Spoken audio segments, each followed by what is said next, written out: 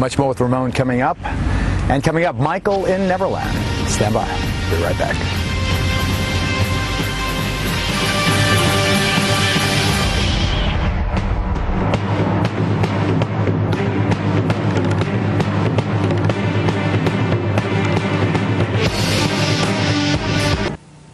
On stage since the age of 5, a worldwide star since the age of 12, Michael Jackson has enjoyed one of the most remarkable careers in show business. In commercial terms, right up there with Sinatra, Presley, and the Beatles. His album, Thriller, the winner of 7 Grammy Awards, was still selling 1 million copies a year 15 years after its release. But at the very peak of his career, Michael's legal problems have too often driven him into seclusion, a physical isolation, usually here at Neverland, that, if anything, has made him more vulnerable to attacks. He's offered us a tour of his house. For all its grandeur, as you'll see, Neverland is, in its way, a modest place, a place that celebrates children.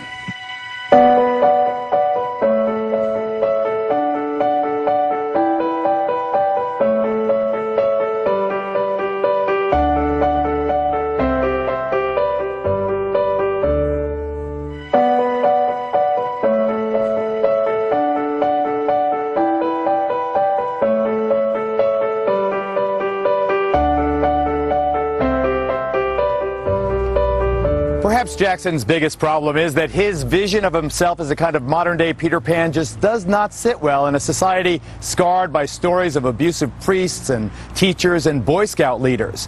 So in this segment, we talk about the original creator of Neverland. You can visit Neverland anytime you like. How? Just believe. Did you ever see the movie Finding Neverland or read about James Barrie, the man who wrote Peter Pan? I know a lot about Mr. Barrie. I shouldn't say a lot, but I've always appreciated Mr. Barrie's work, and I've been a fan of Mr. Barrie for many, many, many years. You know, he had a rocky road. It's similar to you. I don't want to get too far into it, but tell us what led to the creation of Neverland. I mean, specifically the place. There's 2 Neverlands.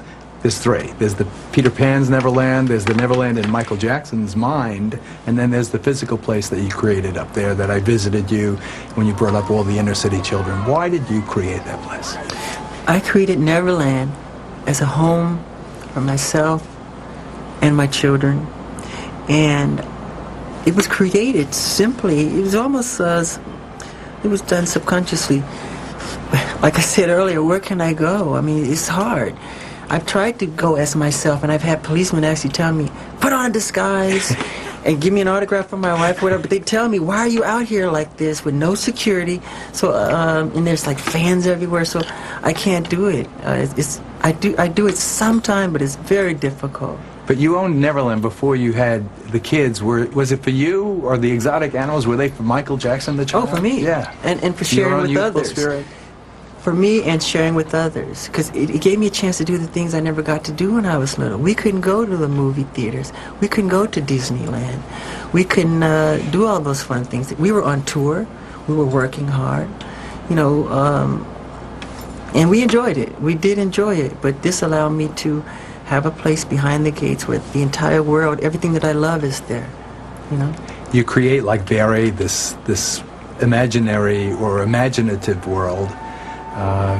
Do you ever outgrow something like that, Michael? Do you ever, you know, think, oh, this is silly to have the llamas and the little choo-choo train and the ride? It's calling God silly if you do that.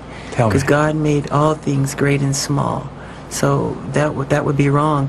When other men have their Ferraris, or they have their little, if it's an airplane or a helicopter or whatever they find, wherever they find their bliss. And my bliss is in giving and sharing and having simple, innocent fun. Your homes, I mean, for all the grandeur of Neverland, your home is quite modest. And your personal style, I don't see any bling, for instance. There you go. How come? How come you have a big diamond thing that says Michael? Because I'm modest in that way. And if I had it on, I would probably give it away from the first kid who would walk up to me and say, wow, I like your necklace here. You can have it. Because when I was little, stars like Sammy Davis, Fred Astaire, you know, Gene Kelly, if I admired something they were wearing, if I simply said, God, I love that shirt you're wearing, they would give it to me. So I was taught that, you know, that's part of a show business trait, you know, to hand it over. Despite the glare of the media attention, and even the day that I was there and you invited the inner city kids there, what's it like to have the kids there? Why do you do that? I wanted to ask you that question that day, but I pose it to you now.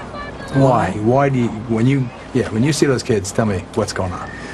Because I think I've traveled the world over 8 times around the world, and I go to I do as many hospitals and orphanages as I do concerts. But of course it's not covered. That's not why I do it for coverage. I do it because it's from my heart. And there are so many children in the cities who've never seen mountains, who haven't been on a carousel, who haven't petted a horse or a llama, who've never seen them. So if I can open my gates, and those gates open, and that bliss, an explosion of screaming and laughter from the children, and they run past the bridge, they run on the rides, I say, thank you, God. I feel I won God's smile of approval, you know, because I'm doing something that brings joy and happiness to other people. So you're close to your siblings. Yes. How does it affect you then when they get involved, like Janet's Super Bowl flap? Oh, I can't speak for my sister, but... Just tell me how you responded as a brother and as a viewer. With love. Actually, I was looking right at it, and I didn't see it. I was at a friend of mine's house in La Jolla, Ron Burkle, and in a movie theater, it was huge on the screen. I didn't even see it. So I heard all this controversy the next day. I said, that's not true.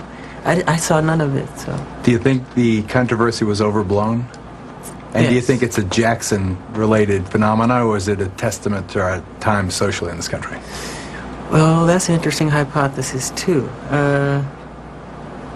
It's both. It's hard to answer, really. I'd rather not answer that one. Okay. Did you call her and say, don't sweat the small stuff? Yeah, something like that. Be strong. This too shall pass. Don't worry about it. You know, I've seen worse things. I said, Janet, I once, you're too young to remember, but I once watched the Oscars with David Niven on it, and a naked man came running across, streaking. Now, he didn't get there on his own. That was organized, but they didn't say much about that. I'll just say that much. That was live around the world. Let me say, the next day it was a joke. It was a joke. I think there is a Jackson component. I think there is... You can say that. Okay, I just did. You can say it. I did. Okay. I think it was exaggerated, and I think that the Jackson connection was part of the reason it was exaggerated. Thank you, Ron. So as you go forward in this record, what are we going to expect? I mean, they're going to hear this on the radio, and then people are going to send in their money, and it's going to go to these kids in the Indian Ocean region? I would like that very much. Very much.